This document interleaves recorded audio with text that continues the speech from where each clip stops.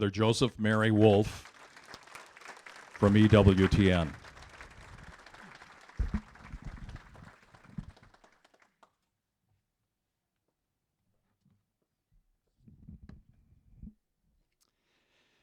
Well, it's just great to be here again. And when I was invited by Father Doug Leckie at St. Matthias Parish in Cascade to give the 40 hours, I said yes immediately because I knew my mother's birthday was here and I could celebrate it.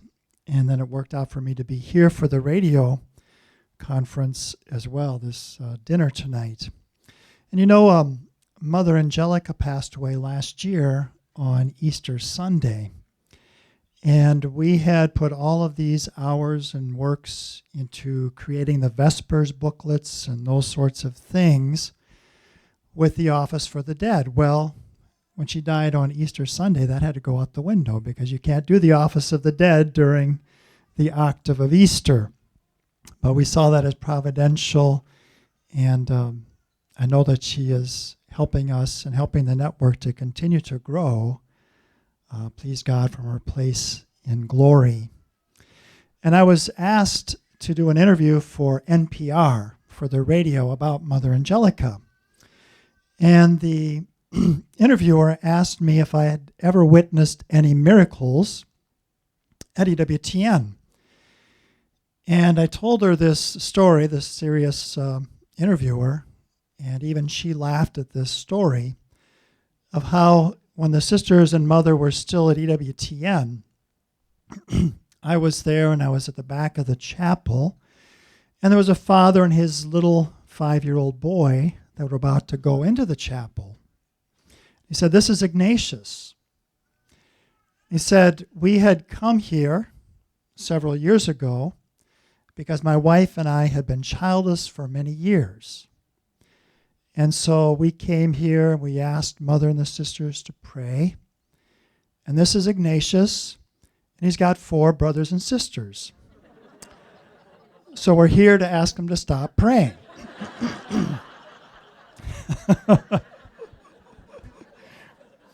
He was joking. But Mother and the sisters were often known for that. Of course, their spiritual motherhood is a reality. And I think that was one of the ways that it was manifested. One of the most remarkable miracle stories at EWTN that I know the couple involved is Jennifer and her husband, Robert Rodriguez. So they had been childless for many years. And they'd asked Mother and the sisters to pray, and the sisters, we were having these 25th anniversary events, I think it was at the time. And so the sisters are there, and they prayed right then and there. And they soon discovered that indeed they were pregnant. So they were just delighted. It had been 9 years they'd been childless. But as the pregnancy continued, they discovered that there were problems with this child, the unborn child. There was a problem with the heart. And it was such that the doctors said that this child would just live for a short time after it was born.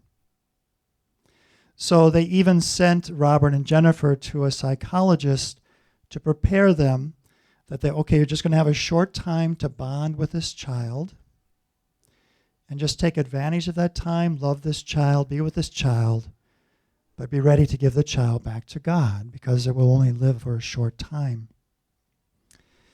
So the end of the pregnancy was coming closer. They were just a few weeks away from delivery.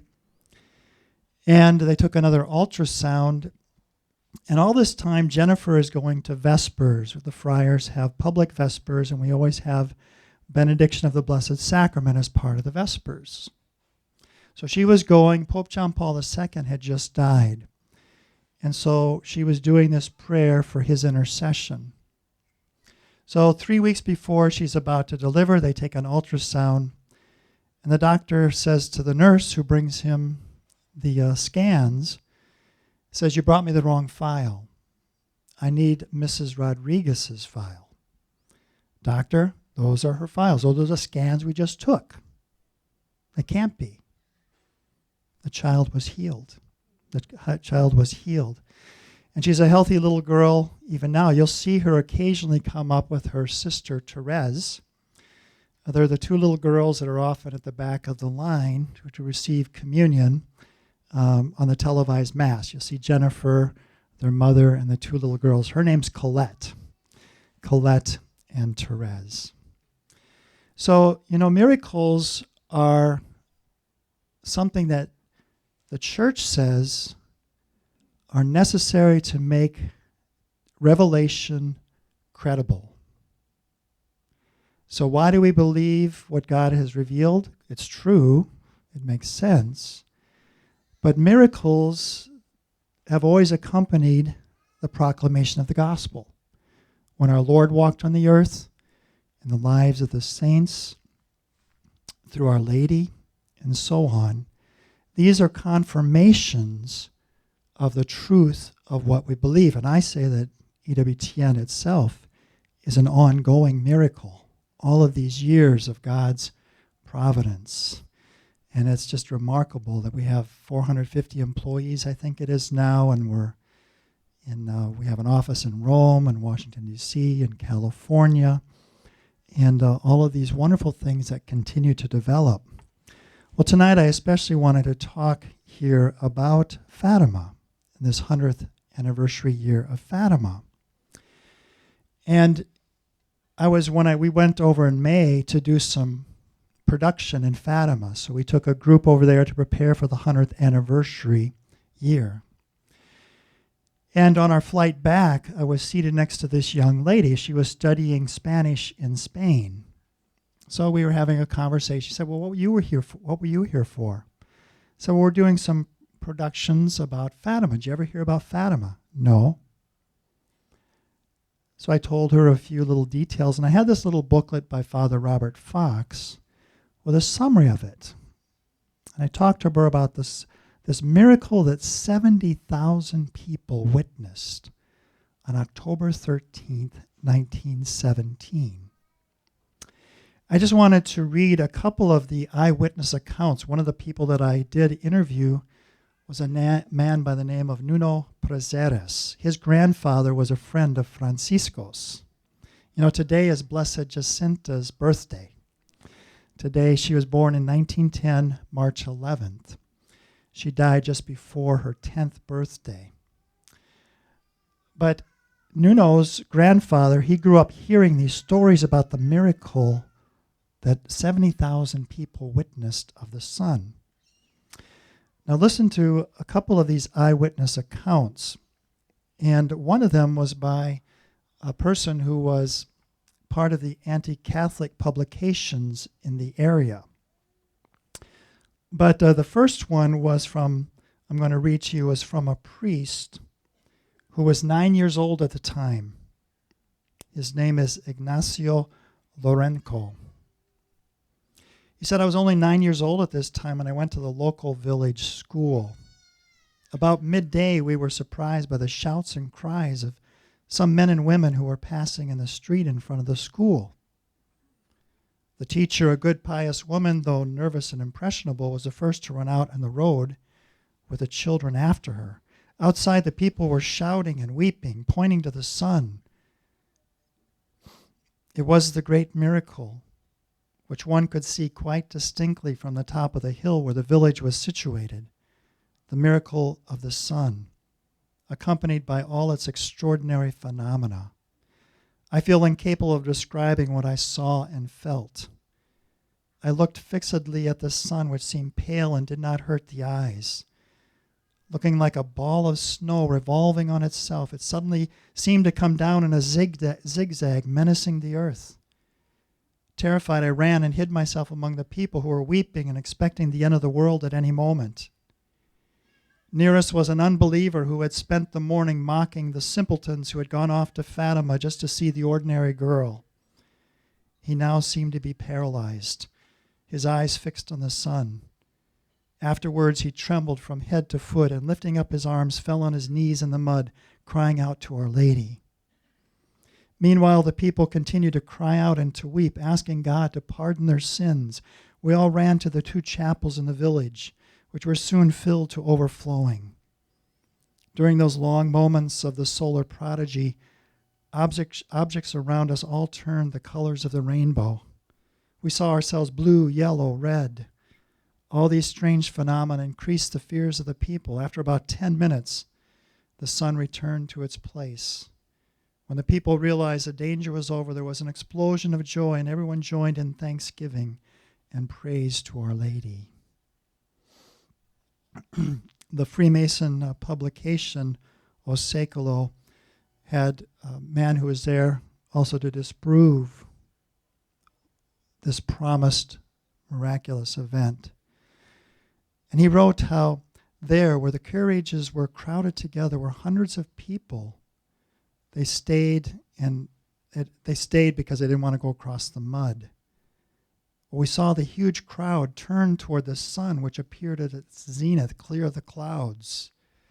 It resembled a flat plate of silver. It was impossible to stare at it. It did not burn the eyes. It did not blind.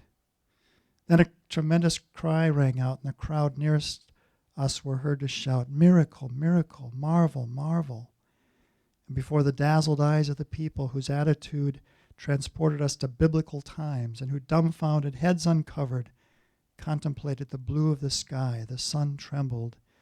It made strange and abrupt movements. Outside all cosmic laws, the sun danced, according to the typical expression of the peasants.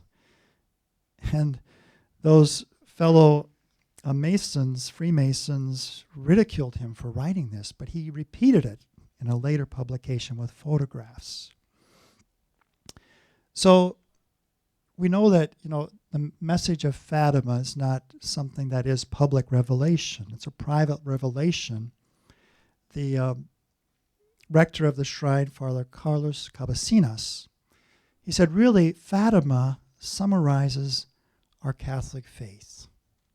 So private revelations like Fatima are valid and authentic when the Church approves of them as being something that perhaps brings out a new emphasis or a new awareness of the public revelation that we already have. And so Pope John Paul II, we know, went there 3 times, and he saw his own survival from that assassination attempt on May 13th, 1981, as being particularly that he was saved from that assassin's bullet by Our Lady's hand. As Ali Adka asked him when he went to prison to forgive him, "Why are you still alive?" He didn't understand. He was an assassin who knew how to kill the victim. Why are you still alive? And recently, a year or so ago, he went to visit the tomb of Pope John Paul II with white roses. So this message, I just wanted to give a couple of points about the importance of this message. There is a booklet that the postulator for the cause of the children, she says this is her favorite book about Fatima, and I like it too because it's small. But it's called The Message of Fatima, How I See the Message in the Course of Time and in the Light of Events.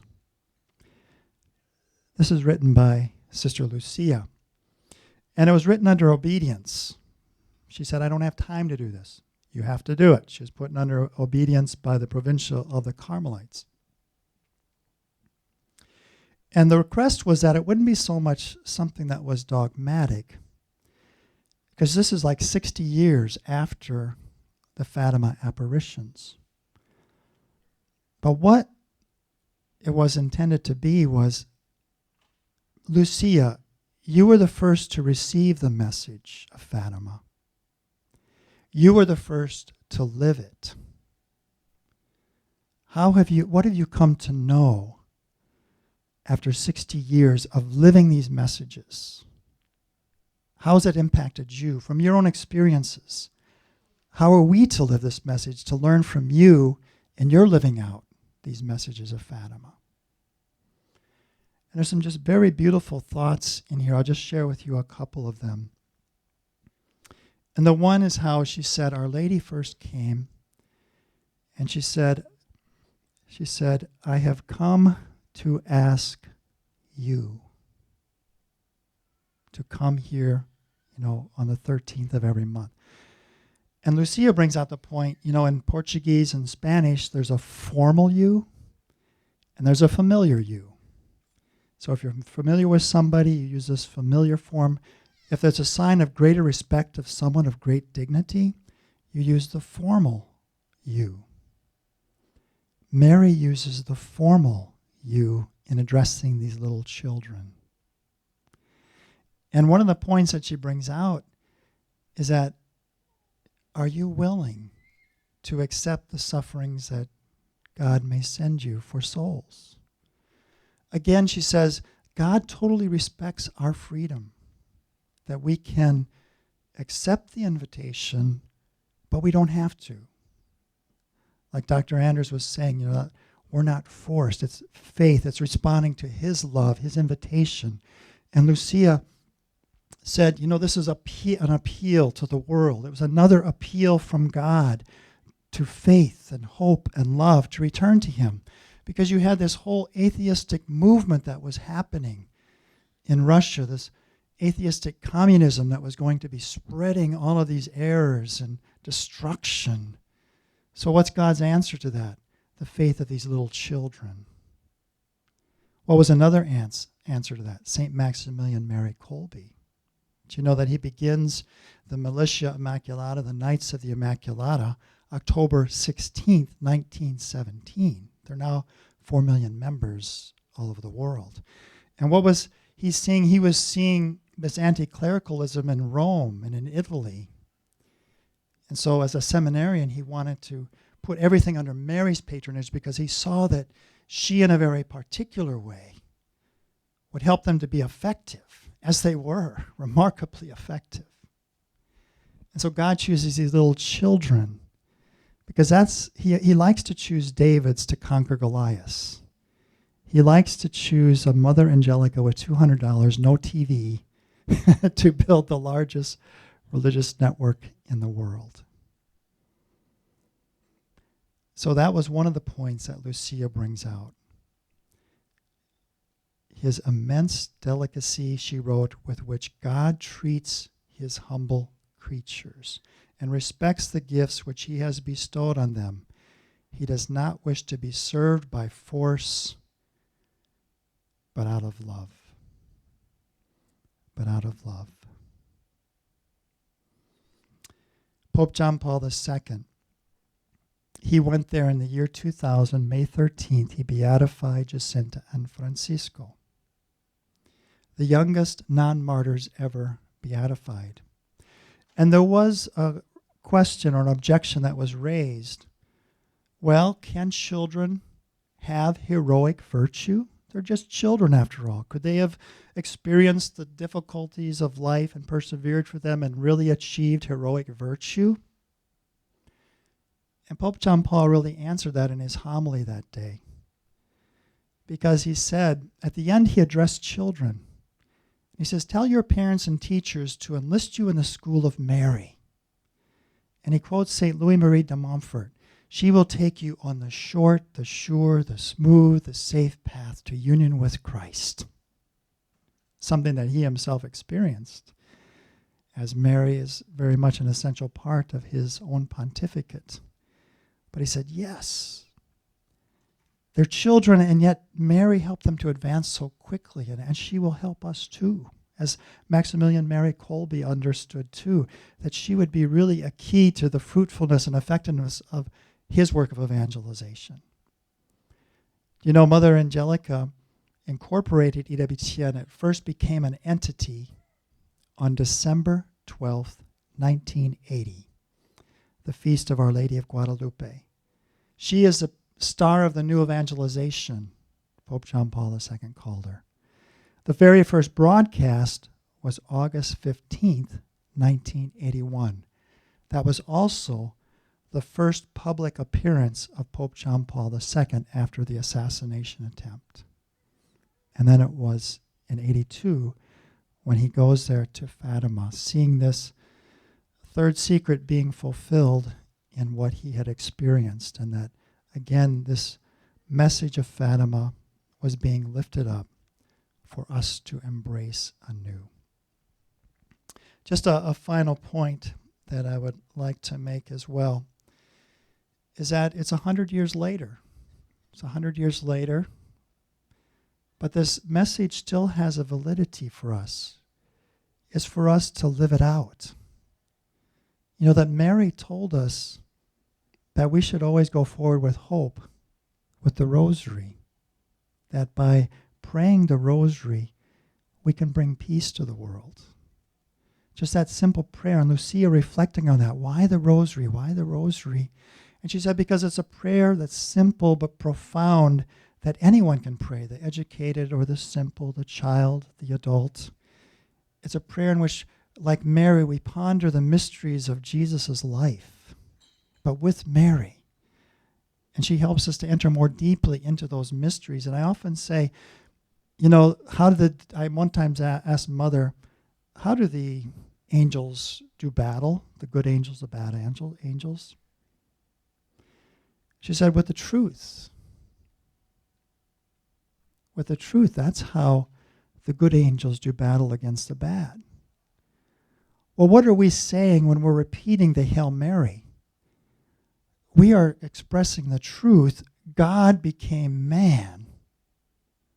God became man and dwelt among us. Flee, you hostile powers. The Lion of the tribe of Judah has conquered. So we're recounting the moment of the Annunciation, which is the most awesome moment of all of human history, when God, the eternal Word, became man and dwelt among us. And we're saying that over and over again.